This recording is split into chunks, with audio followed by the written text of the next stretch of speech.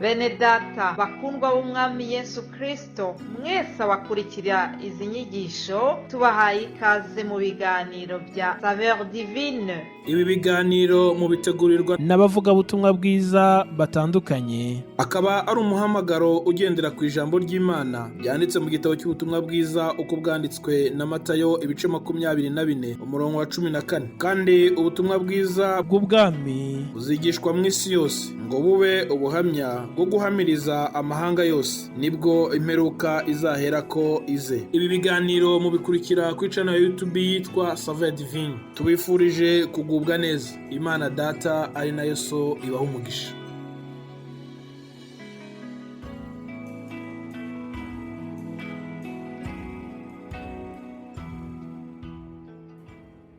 Yesu ashimwe nshuti bakundwa, mwese bakurikira iki kiganiro cya Saveur Divine. Amahoro ya Kristo nabane namwe. Ndanezerewe muri iki gitondo, ndanezerewe kuri uyu wa mbere. Shimiye Imana iduhaye umunsi mwiza, shimiye Imana ikiduhaye umwuka w'abazima duhumeka, kandi tukaba twarawuherewe ubuntu. Mumfashe tuzamurira Imana icyubahiro.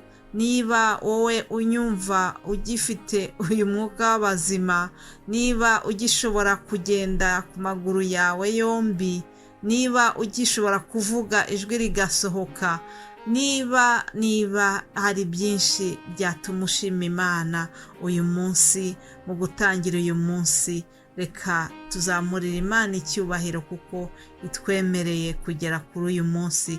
Hari abageze ahacecekerwa, rero niba wowe nanjye ugihumeka, ni ikimenyetso yuko Imana yakongereye iyi minsi yo kubaho. Tuyishimire rero. Ndabashimira kandi mwebwe mwese abakurikira ibi biganiro bya Saveur Divine, mukabiha agaciro, mugaha agaciro ijambo ry'Imana tubasangiza. Muhabwe umugisha mwebwe abasangiza abandi izi nyigisho tubaha buri munsi. Imana twese izaduha umugisha hamwe, kandi ngo bahinduriye abandi kugukiranuka ngo bazaka nk'inyenyeri. Imana ishimwe rero yuko wowe nanjye icyo kintu twagihaye agaciro. Niba wumva ubu butumwa bukakunyura ndetse ukabusangiza n'abandi, uhabwe umugisha. Aleluya.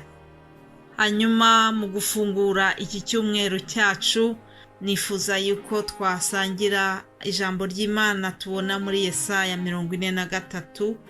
Yesaya 43 umurongo wa 18 haratubwira ngo ibya kera ntimubyibuke, kandi byashize mwe kubyitaho. Dore ngiye gukora ikintu gishya, ubu ko kigiye kwaduka ntimuzakimenya. Nzaharura inzira mu butayu, ntembesha imigezi mu kidaturwa. Imana ishimwe. Aya ni amagambo yabwirwaga Abisirayeli, ari amagambo yo kubakomeza, yo kubahumuriza mu gihe bari bari guca mu bikomeye. Uyu munsi ushobora kuba unyumva nawe ufite ibyakubabaje, ushobora kuba uri kunyumva utabona ejo hawe hazaza uko hameze, ushobora kuba uri kunyumva wumva rwose uhungabanye, ubunze imitima, wibaza uti mbese ejo nzamera nte. Wareba ibyatambutse, ibyaguhungabanyije, ukibaza utese nzamera nte, utese mbaye uwande. Ariko ijambo riratubwiye ngo ibya kera ntimubyibuke. Biriya byakubabaje, uriya muntu wakubabaje, uriya watumye urara amajoro udasinziriye, icyo kintu cyose cyahungabanyije umutima wawe, Imana irakubwiye ngo ntukibuke, ahubwo hanga amaso imbere yawe. Hanga amaso ibiri imbere, kuko Imana igufitiye ejo hazaza heza kurushaho. Imana iravuga mu ijambo ryayo ngo ngiye gukora ikintu gishya. Saba Imana igukorera ikintu gishya. Nuyisabe, upfukame, wizere, ubwire Imana uti Imana ndashaka kumpindurira amateka. Ndashaka ko umpindurira amateka ukampa umunezero, ahari umubabaro ukanguranira, ukanzanira ibyishimo. Reka Imana ikuguranire, ikwibagize biriya byose biguhangayikishije, maze ikuremere ikindi kintu gishya, uyitabaze, iragutabara. Ni Imana itadutererana, ni Imana yumva gusenga kwacu iyo umuntu ayitabaje kandi ayizeye, akiranuka, byanze bikunze iramusubiza. Ndongera kugutera imbaraga, ndongera kukwifuriza ngo wizere iyi Mana. Ni ukuri nta Mana yayibanjirije kubaho kandi ntayizayiheruka. Iyi Mana twizeye ni Imana ishobora byose. Rero ndakwinginze kugira ngo uyihange amaso, kandi irakubwira ngo njyewe ubwanjye ni njyewe Uwiteka, nta wundi mukiza utari njyewe, ni njyewe uzabyikorera. Imana ishimwe. Iyo yari ingingo ya mbere yo kugukomeza wowe wumva ucitse intege. Hanyuma iyindi ngingo ya kabiri ngira ngo dusangire kuri uyu wa mbere niyo guha agaciro, niyo kwitondera ijambo ry'Imana. Reka dusome muri Luka 11:27 kugeza kuri 28. Haravuga ngo akivuga ibyo, umugore wari muri iryo teraniro ashyira ejuru aramubwira ati, hahirwa inda yakubyaye n'amabere yakonkeje.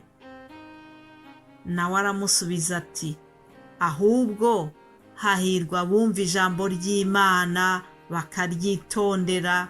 Imana ishimwe. Aya ni amagambo Yesu yari arimo kwigisha. Nuko ngo haza umudamu umwe, yitegereza uburyo ukuntu avuga ashize amanga, yitegereza ukuntu Yesu afite amagambo yuzuye ubwenge bwinshi. Noneho uyu mudamu aramutangarira, aramukunda, yumva rwose aramutangariye. Hanyuma ariyamira aravuga ati, hahirwa inda yakonkeje, hahirwa inda yakubyaye, hahirwa amabere yakonkeje. Ni ukuvuga ngo yaramwitegereje aravuga ati, umubyeyi w'uyu muntu rwose ni umunyamugisha. Ariko Yesu we ntabwo ibyo ngibyo ari byo yahaye agaciro. Umurongo wa 28 tureba ukuntu Yesu yaje azanye ikinyuranyo cy'amagambo uriya mudamu yamubwiye.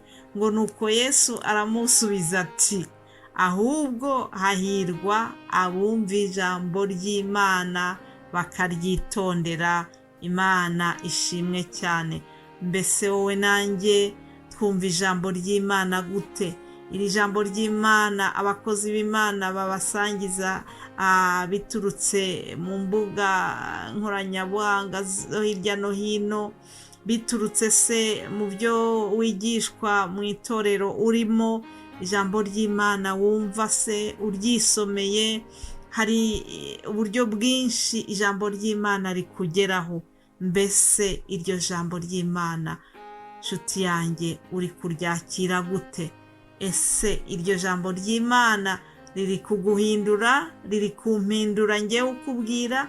Ndakwifuriza kugira ngo turyumve kandi turyitondere, turyumve, turigenderemo, riduhindure, ritubere ubuzima bwa buri munsi.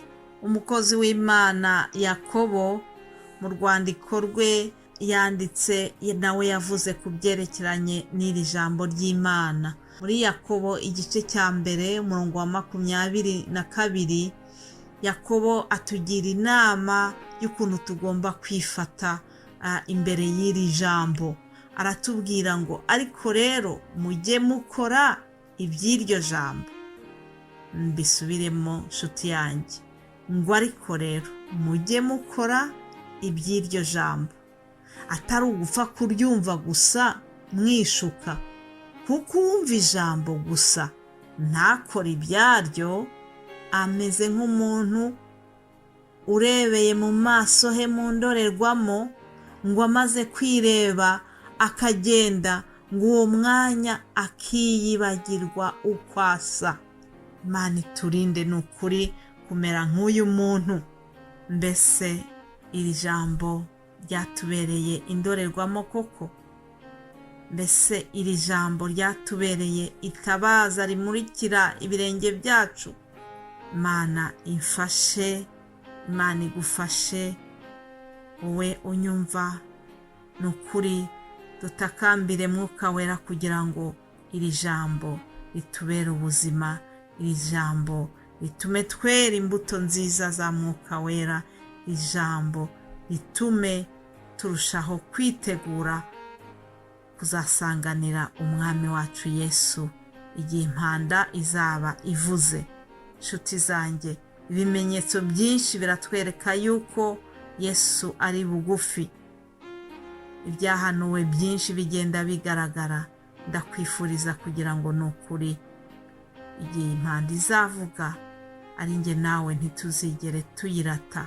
Ntazagire ikintu na kimwe cyatubuza kuzabona Yesu agarutse, kuzabana nawe mu bwami bw'ijuru. Rero n'ayo magambo nashaka ko dusangira mu gufungura kino cyumweru cyacu. Ahasigaye mbifurije umunsi mwiza, mugire umugisha uva ku Mana Data wa twese. Amen, amen.